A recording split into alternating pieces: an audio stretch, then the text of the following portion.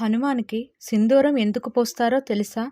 హనుమంతునికి సింధూరం పోయటం కొన్ని హిందూ సమాజాలలో ఒక సాంప్రదాయం. దీనికి సంబంధించిన విభిన్న వ్యాఖ్యానాలు మరియు కథలు ఉన్నాయి.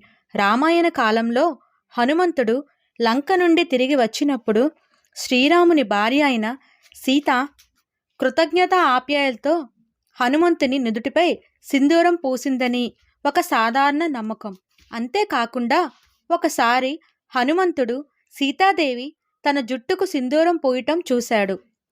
సీతాదేవిని అడిగాడు. అది శ్రీరాముని దీర్ఘాయుషు కోసమే అని సీతాదేవి బదులిచ్చింది.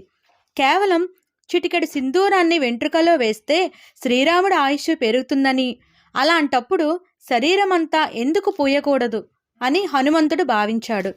రాముడి పట్ల తన అచంచలమైన భక్తికి చిహ్నంగా తన శరీరమంతా సింధూరాన్ని పూయాలని నిర్ణయించుకున్నాడు.